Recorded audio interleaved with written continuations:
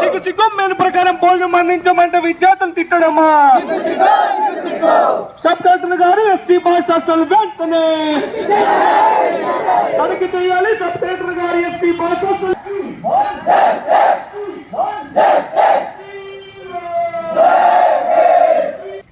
Sub collector sir మా hostel వెంటనే తనిఖీ చేయాలి. సబ్ కలెక్టర్ సార్ మా హాస్టల్ వెంటనే సిగ్గు సిగ్గు విద్యార్థులు మెను ప్రకారం భోజనం అడిగితే వార్డెన్ మేడం తిట్టడం.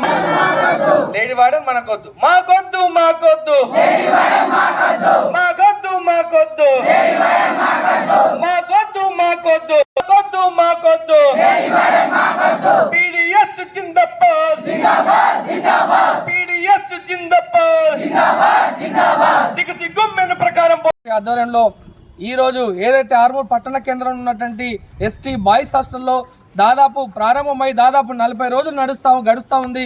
ఇప్పటి వరకు అక్కడ ఉన్నటువంటి లేడీ మేడం గోదావరి మేడం రావడం జరిగింది. విద్యార్థులకు ఏమాత్రం మెను ప్రకారం పౌష్టికాహారాన్ని అందించకుండా కాలయాపన చేస్తూ ఈరోజు విద్యార్థులను ఇష్టం వచ్చినట్టు విధంగా ఈరోజు తిడుతూ ఉన్నారు.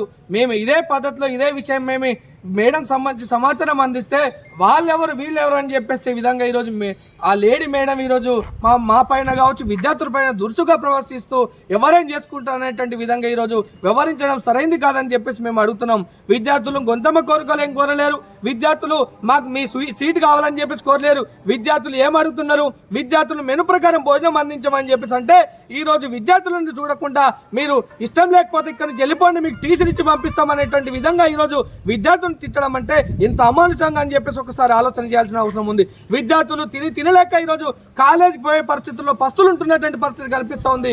కాబట్టి ఏదైతే లేడీ మేడం ఉందో దానిపైన చర్యలు తీసుకోవాలని చెప్పేసి విద్యార్థులకు మెను ప్రకారం భోజనం అందించాలని చెప్పేసి ఈ సందర్భంగా మేము అడుగుతున్నాం. అదేవిధంగా విద్యార్థులు మేడం దగ్గరికి వెళ్ళి అడుగుతూ ఉంటే మేము లేడీ అనేటువంటి విషయం మీరు విచక్షణ మర్చిపోయారని చెప్పేసి చెప్తున్నారు. మేము ఒకటే గుర్తు చేస్తున్నాం, ఏదైతే బాయ్స్ హాస్టల్ సంబంధించినటువంటి వార్డెన్ బాయ్సే రావాలి, మగ వార్డెనే రావాలి, ఆడవాళ్ళకు కరెక్ట్ కాదని చెప్పేసి మేము డిమాండ్ చేస్తున్నాం. ఎందుకంటే ఈ రోజు హాస్టల్లో ఇంటర్ నుంచి మొదలుకుంటే డిగ్రీ పీజీ స్థాయిలో పెద్ద పిల్లలు ఉంటారు.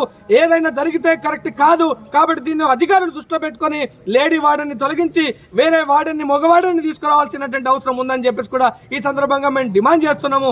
ఇక్కడ ఏదైతే సబ్ కలెక్టర్ ఆఫీస్ దగ్గర మేము మెమోరాండం ఇవ్వడానికి వచ్చినాం, మేము ఒకటే ఇంకా డిమాండ్ చేస్తున్నాం, మీరు కలెక్టర్ సబ్ కలెక్టర్ గారు మా హాస్టల్ని తనిఖీ చేయాలి, అక్కడ ఉన్నటువంటి పరిస్థితులపైన ఆరా తీసుకోవాలి, సమస్యలు కూడా ఖచ్చితంగా మీరు పరిష్కారం చేయాలని చెప్పేసి కూడా ఈ సందర్భంగా మేము కూర్చున్నాం. సార్ వచ్చే వరకు ఇక్కడ నుంచి కదిలేదు లేదు, ఇక్కడ నుంచి పోయేది లేదు అని చెప్పేసి ఈరోజు మేము ఇక్కడనే సార్ ఆఫీసులో ఎండైనా వానైనా ఏది కూర్చున్నా ఇక్కడనే కూర్చుంటామని చెప్పేసి కూడా ఈ సందర్భంగా తెలియజేస్తూ విద్యార్థులను అమానుషంగా తిట్టినటువంటి వార్డెన్ మేడంపై చర్యలు తీసుకోవాలని చెప్పేసి మేము డిమాండ్ చేస్తూ ఉన్నాం. నేను ఎస్టీ హాస్టల్ బాయ్స్లో ఉంటాను. నేను ఇప్పుడు డిగ్రీ ఫైనల్ ఇయర్ చదువుతున్నాను. ఎస్టీ హాస్టల్ బాయ్స్ ప్రధానంగా మధ్యాహ్న భోజన పథకాన్ని అమలు చేయడం లేదు, మెనూ ప్రకారంగా భోజనం పెట్టడం లేదు, అభ్యర్థులను ఇష్టం వచ్చినట్టు తిట్టడం జరుగుతుంది. అదేవిధంగా మంచిగా పాటిస్తడం లేదని, శానిటైజర్ క్లీన్స్ లేవని, హాస్టల్ గురించి పరిస్థితులు బాగా ఘోరంగా సిచ్యువేషన్గా ప్రవర్తిస్తుందని చెప్తూ మేడం ఏమంటుంది? సెకండ్ ఇయర్ చదువుతున్నాను.